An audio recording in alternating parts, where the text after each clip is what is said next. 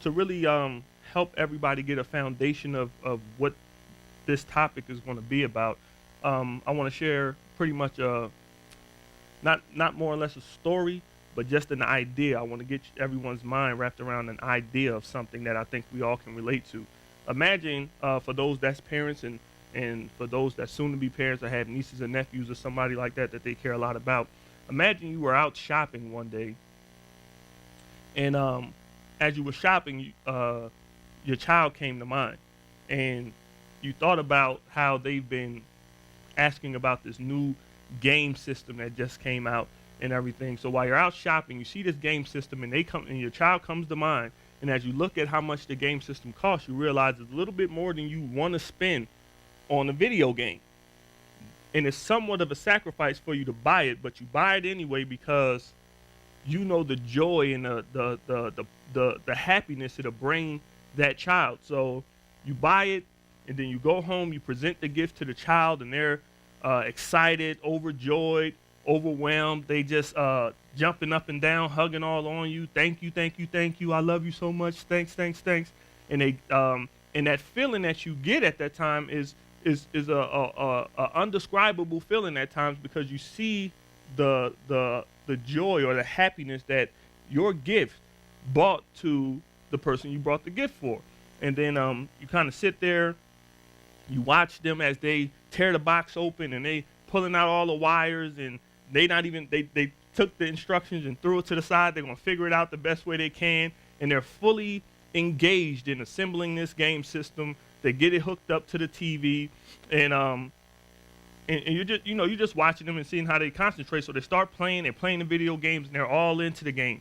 And as you ask them questions, they give you those short answers. They don't even look at you. They're playing the game, and you might ask them, so how you like that? Oh, it's okay. So how do you do? I don't know yet. I'm still trying to figure that out. And they give you those short, quick answers because they're fully concentrated and fully engaged in this video game you just bought them. And then after a while, you start to, after a while, a couple of days go by, and they're still excited about the game, and you ask them to, hey, everybody, the family's going out to dinner. Do you want to come? You get the option if they want to come or not. And they say, nah, I think I'll stay home, and because they want to play the video game. And so you let them stay, and then you start to ask them if they want to do other things where it's going to cost for them to come off the game and interact with the family. And they're kind of like, no. So when you make them do it, because after a while, parents going to say, no, you don't have an option.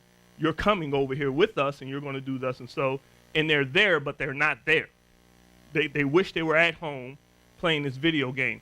So a few more days go by, or weeks for that matter, and you see that child just standing there with this look on their face. That look they give you when they want to ask you for something, but they know they probably don't deserve it, but they ask you anyway, and now they're asking you for all the new components to the games. Mom, they got the headset now where you could talk to your friends online while you're playing the game and everything. They got the new little, I got an Xbox 360 and it has to connect, so you can actually see people while you're on the game and things like that.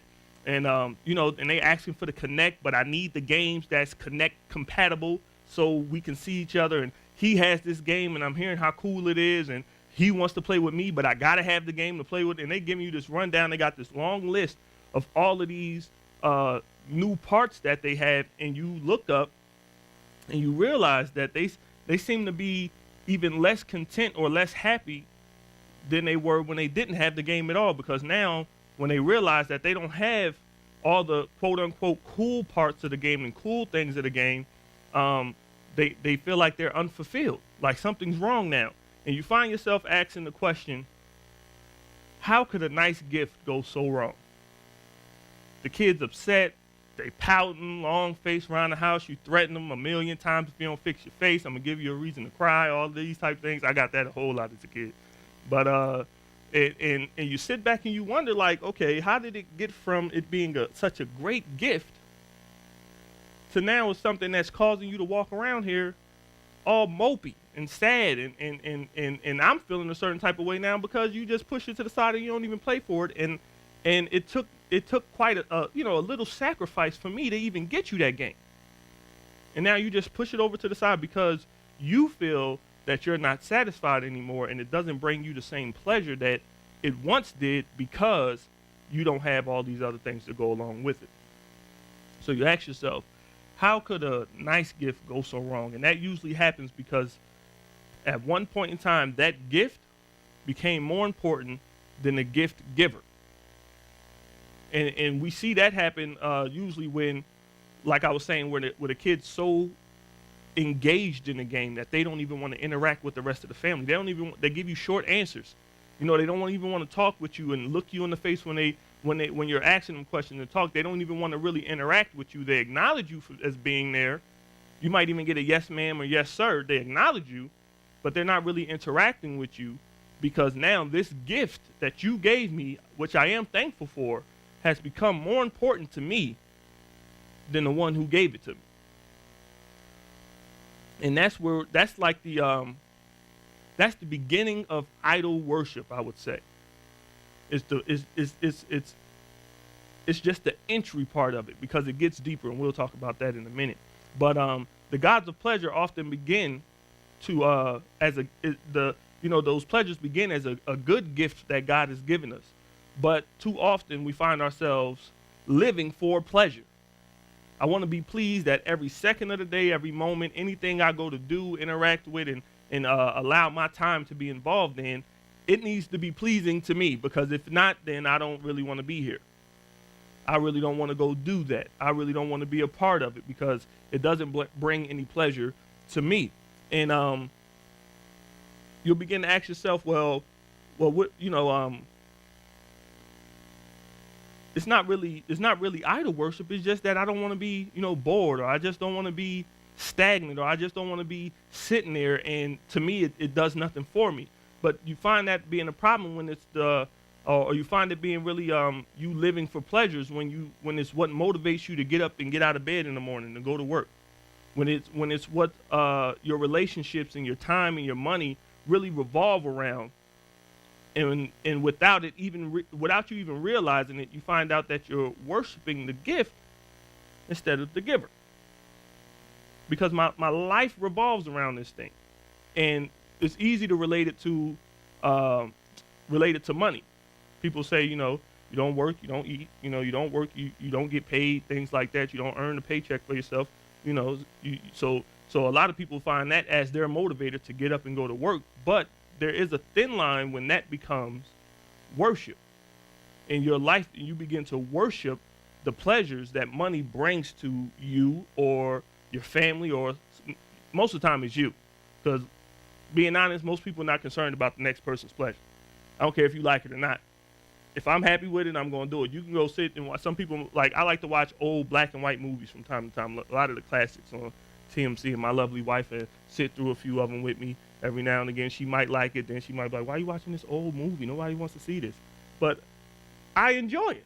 It brings me pleasure just to see these movies. This is the time that I wasn't born. So it gives me a little glimpse into what was going on before me. I enjoy it. She, on the other hand, could care less. And then with that, I'll say, in this one, you got to play the remote game. Well, I had the remote, and I was in here first. So I'm going to watch my movie. Now, you could stay and endure this black and white movie till it's over, or you can go watch the other TV. Usually she stays, finds a way to get the remote, changes the channel, dupes me into thinking that it actually gets me drawn into what she's watching now, and my whole movie's out of I don't even know what happened. I got to find out what the movie was about and hope it comes on again, or look it up online. And but in that case, that's what the movie brought me pleasure, not so much her. And then her being a wife and really running the house, she got what she wanted, and she's watching what brings her pleasure. And I'm like, well, I can take it or leave it, or just roll over, go to sleep. But most times we don't stick and stay for those things that don't bring us pleasure. Now, today we're going to look into the life of King Solomon. We're going to be in the book of 1 Kings. I'm going to give you a quick background on Solomon. We all know that Solomon was David's son. His son he had with Bathsheba, the wife of Uriah the Hittite.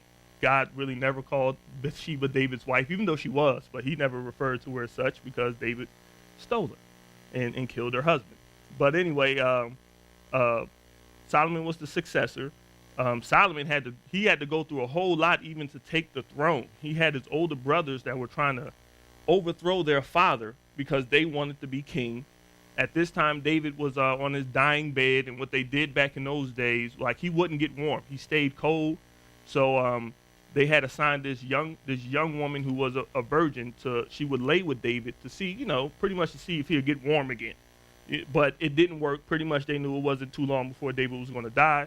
David dies, but before he dies, he names Solomon to be his successor. But one of Solomon's brothers tries to overthrow the kingdom and overthrow what David had said and try to self-proclaim himself as king. He was going to marry that woman that was the young woman that they had laying with David, because that's a sign that he's the successor, because he takes over, quote unquote, even the king's women. So he must be, the one that's going to be king. And Solomon had to kill his brother at the altar. He wouldn't leave the altar and was praying for mercy and everything. But what he did was already a threat to the kingdom. So Solomon had to kill his own brother. He killed David's commander of his army, because David told him that when I die, you're going to die, because he was helping Solomon's brother to overthrow David. So all this happened. People get whacked. They're out of the way. Now Solomon can rule and reign as the king of Israel. And in that, Solomon now, like I said, he's the king. And as he's ruling, God appears to Solomon. That's in 1 Kings chapter 3 and verse 5. And when God appeared to Solomon, and it says, at Gibeon, the Lord appeared to Solomon in a dream by night, and God said, ask, what shall I give you? God asked Solomon what it was that he wanted. Now that in itself is like a question I don't think a lot of people really get nowadays at all.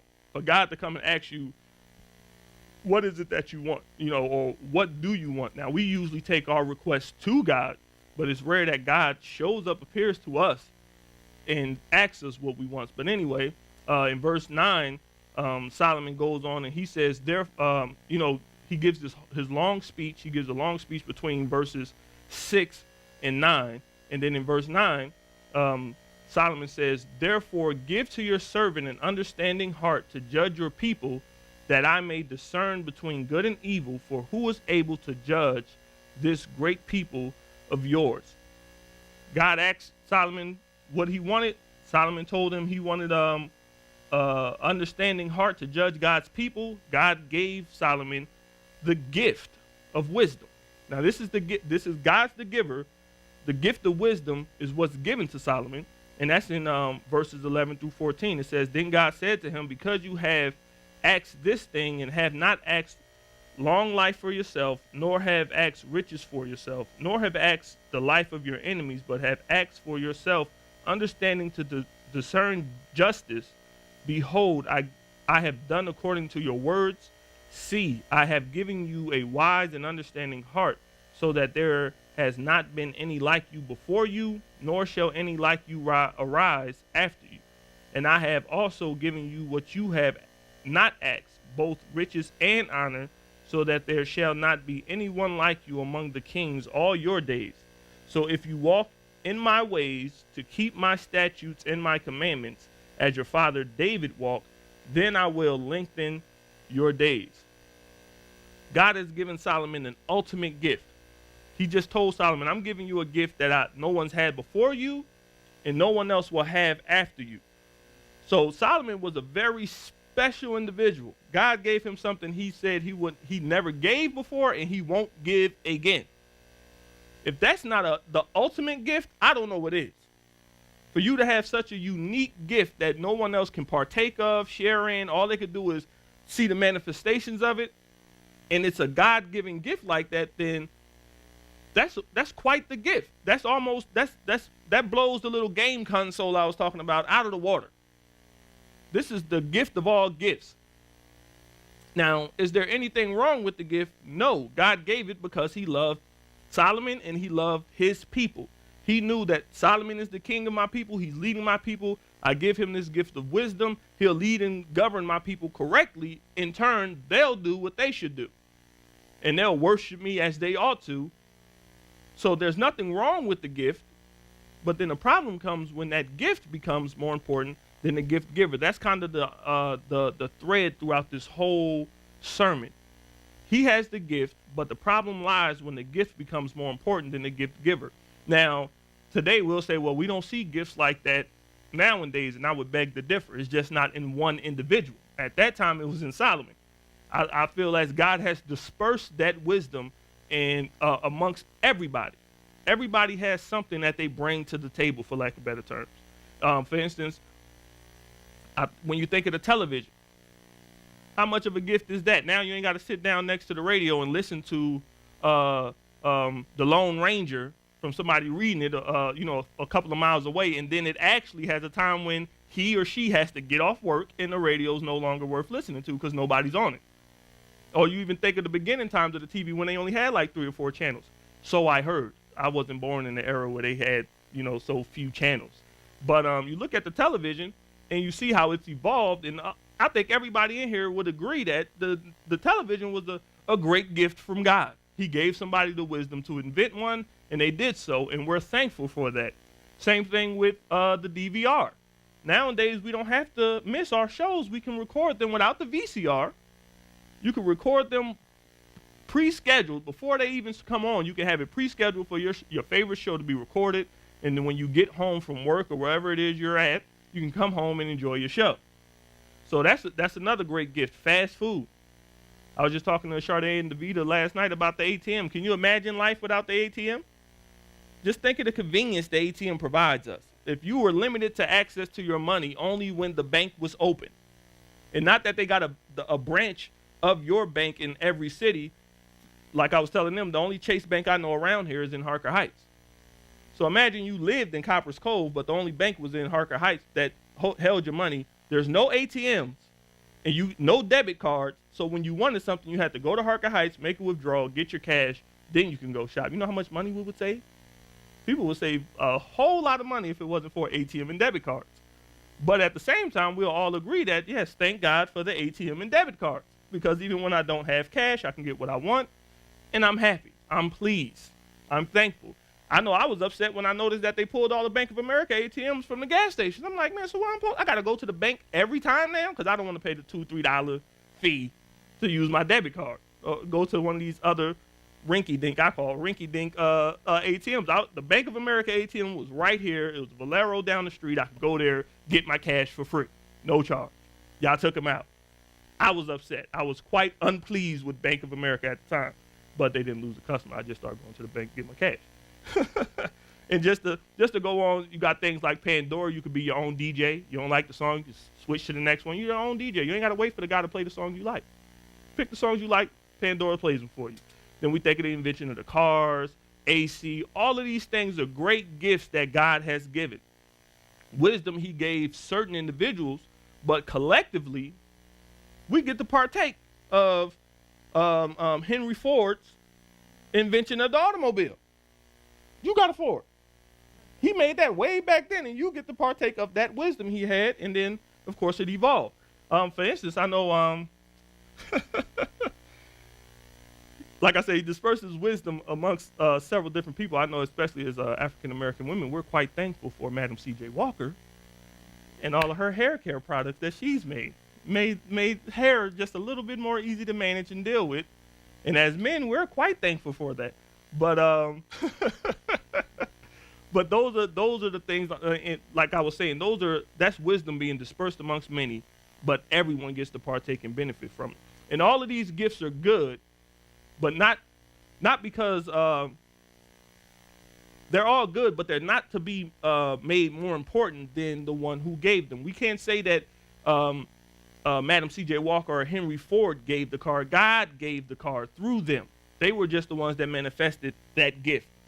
So we can't say, well, God, I'm thankful for Madam C.J. Walker, which we are, but at the same time, ultimately, we're thankful to you because you gave her the wisdom to do what she did. George Washington Carver, look at what all he did with a peanut. A peanut, something that's been there probably, years before he ever existed. And look at all of the things he figured out to do with the peanut. He was given that wisdom from God to do those things. So we're thankful for the gift. But in this case, talking about Solomon was the central location of this wisdom. he had it. I mean, it was kings from all over the world that wasn't just trying to come by to come talk to Solomon, but they would send like camels full of silks and linens, gold, silver, all of these